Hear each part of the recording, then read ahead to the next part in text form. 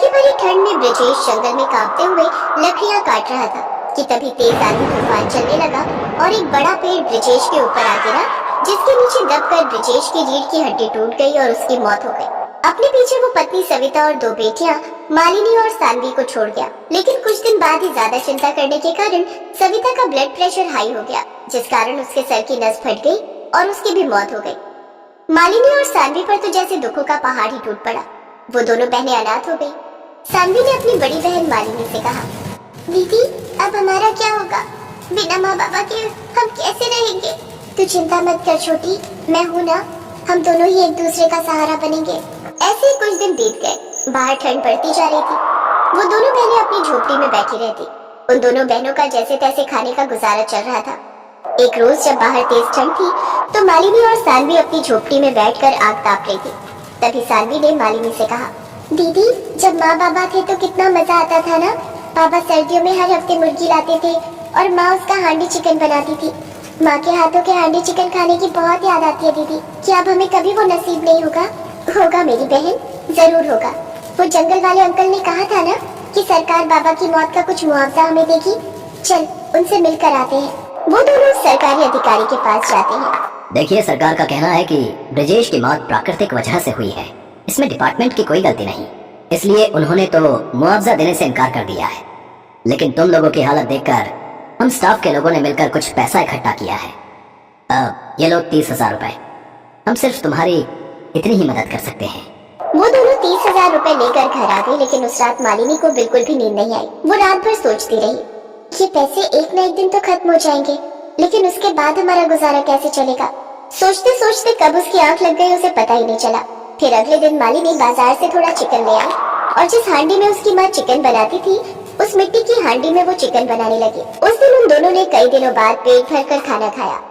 अरे वाह दीदी, आपके हाथों में तो बिल्कुल माँ के हाथों जैसा स्वाद है। बल्कि सच कहूँ तो इसमें तो माँ की बनी चिकन हांडी से भी बढ़कर स्वाद आ रहा है। वाह वाह, इस ठंड में तो आज चिकन हांडी खाने का मजा ही आ गया। काश तुम्हारी हांडी चिकन की दुकान होती तो मैं दिन में कई बार खाती। उसकी ये बात सुनकर मालिनी को एक आइडिया आया और उसने जरूरी सामान खरीदा। फिर ठेला लगाकर हांडी चिकन बेचने लग गई।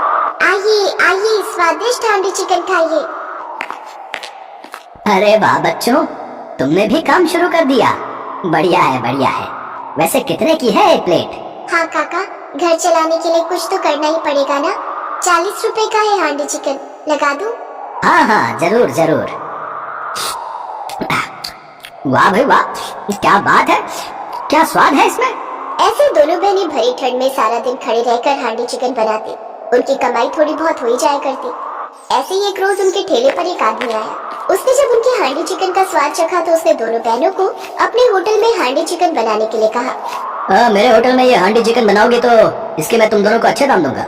ये सुनकर दोनों बहनें बहुत खुश हुई और वो उसके होटल में काम करने लगी, जहाँ उन्हें अच्छे खासे पैसे मिलने लगे। फिर धीरे धीरे पैसे जमा करके उन्होंने खुद का ही रेस्टोरेंट खोल लिया, जहाँ उन्हें और भी अच्छी कमाई होने लगी और अब दोनों बहनों की गरीबी पूरी तरह दूर हो गई। इस बार क्या सोचा है, क्या लगाओगे? सोच रहा हूँ इस बार मटर लगाऊं।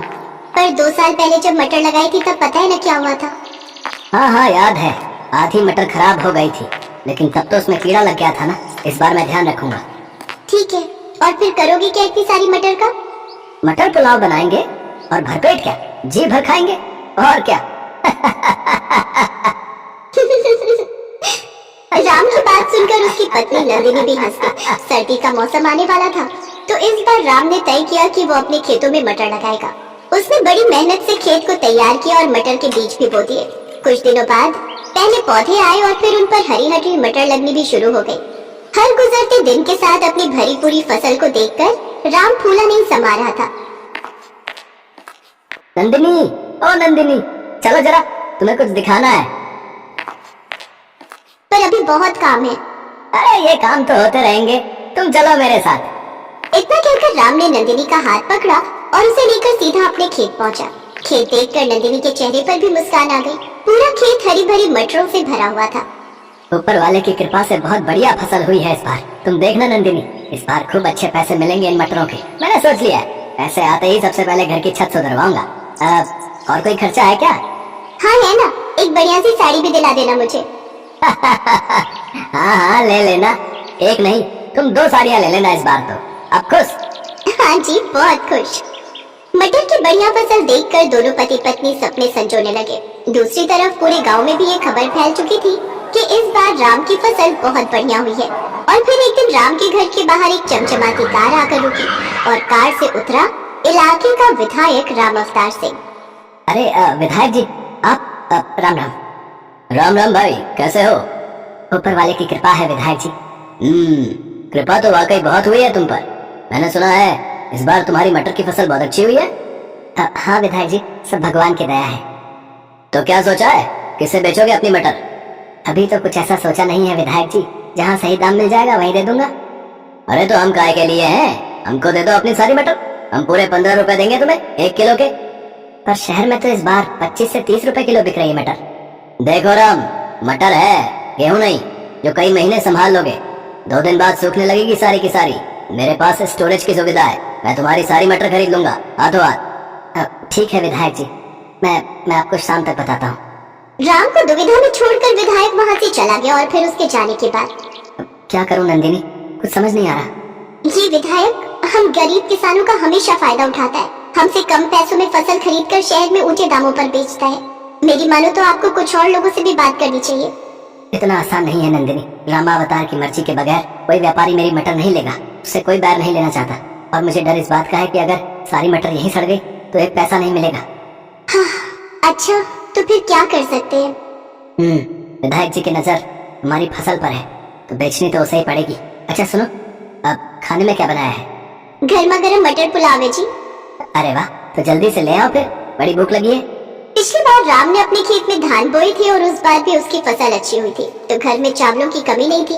और जब इस बार मटर आई तो नंदिनी ने सबसे पहले मटर पुलाव बनाकर ही राम को खिलाया, क्योंकि मटर पुलाव राम को बेहद पसंद भी था। जब राम और नंदिनी खाना खा रहे थे तभी उन्हें बाहर से शोर सुनाई दिया। लोगों के चीखने चिल्लाने की आवाजें आ रही थी। दोनों ने फौरन बाहर निकलकर देखा तो पूरा गांव जल रहा था।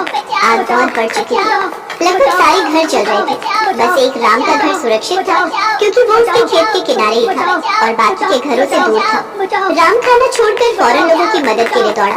काफी देर बाद आग तो बुझानी गई, लेकिन गाँव के सारे घर जलकर राख हो चुके थे। सारा सामान, सारा राशन, सब कुछ राख बन चुका था। हिम्मत रखिए आप सब, हम सब मिलकर कुछ ना कुछ जरूर कर लेंगे। एक काम करते हैं, विधायक जी के पास चलते हैं, उनसे मदद मांगते हैं। हाँ ठीक कह रहे हो, चलो चलते हैं। पूरा गांव रामावतार विधायक के पास पहुंचा। गांव के लोगों ने विधायक से अपनी परेशानी बताई तो विधायक ने उन सबको धुतकार दिया। चलो अब क्या बस यही काम रह गया है? लापरवाही करो तुम, आग लगाओ तुम और भरपाई करूँ मैं मतलब की सरकार। गांव के लोगों को विधायक पर गुस्सा आ रहा था, पर वो मजबूर थे और मुंह लटकाकर वहाँ से जाने लगे। तभी विधायक ने राम को आवाज लगाई। अरे राम, क्या हो? इनका चक्कर छोड़ो, तुम्हारी फसल तो ठीक है ना? हाँ जी, मेरी फसल तो बिल्कुल सुरक्षित है। हाँ तो एक काम करो, 16 रुपए ले लेना भाई, लेकिन अब जल्दी सौदा पक्का करो और सारी मटर यहाँ पहुँचाओ, समझे? विधायक जी माफ करो, लेकिन मैं आपसे कोई सौदा नहीं करना चाहता। अच्छा तो क्या करेगा मटर का? है किसी और को मैं तुझे बेचने नहीं दूंगा, मैं चाहे तालाब में डाल दूं, पर आपको नहीं दूंगा अपनी मटर। रामावतार ने मजबूर गांव वालों की मदद नहीं की। इस बात से राम बहुत नाराज था। उसने विधायक से सौदा करने से साफ इनकार कर दिया। फिर घर लौटते हुए उसने गांव के कई बच्चों को भूख से रोते बिलखते देखा और फिर नंदिनी, घर में कितना चावल है? काफी है, वैसे क्यों पूछ रहे हो? हमारे पास मटर की कोई कमी नहीं है। तुम एक काम करो, मैं कुछ लोगों को साथ लेकर एक बड़ा चूल्हा बनाता हूँ और तुम गाँव की औरतों के साथ मटर पुलाव बनाने की तैयारी करो सबके लिए। जब तक मेरे घर में मटर और चावल का एक भी दाना है, मेरे गाँव का कोई बच्चा भूख से नहीं रोएगा। लेकिन फिर हम लोग अपने बारे में बाद में सोचेंगे नंदिनी, फिलहाल गाँव के बारे में सोचना है। नंदिनी ने इसके बाद कुछ नहीं कहा और खाना बनाने की तैयारी शुरू कर दी। अगले कुछ दिनों तक नंदिनी की रसोई में ढेर सारा मटर पुलाव पकता रहा और गांव के लोगों की भूख मिटाता रहा। पूरा गांव राम और नंदिनी को दुआएं दे रहा था। लेकिन फिर धीरे धीरे राम के घर चावल और मटर खत्म होने लगे और राम और नंदिनी सोच में पड़ने लगे। तभी एक दोपहर को कुछ ऐसा हुआ जिसकी उम्मीद किसी को नहीं थी। अरे मुख्यमंत्री साहब, आप मुझ गरीब के घर। राम राम साहब। अरे नंदिनी, ओह साहब, आप अंदर आइए। नहीं, यहाँ बैठिए साहब। अरे बस करो भाई, तुम पहले ही बहुत कुछ कर चुके हो। यहाँ जो कुछ हुआ उसके बारे में मुझे सब पता चल चुका है, लेकिन अब किसी को परेशान होने की जरूरत नहीं है। मैंने आदेश दे दिए, कलेक्टर साहब सारी व्यवस्था कर देंगे। बहुत बहुत शुक्रिया साहब, अब तो कुछ नहीं चाहिए। हमें चाहिए तुम्हारे जैसे उम्मीदवार जो सच्चे दिल से जनता की सेवा करें।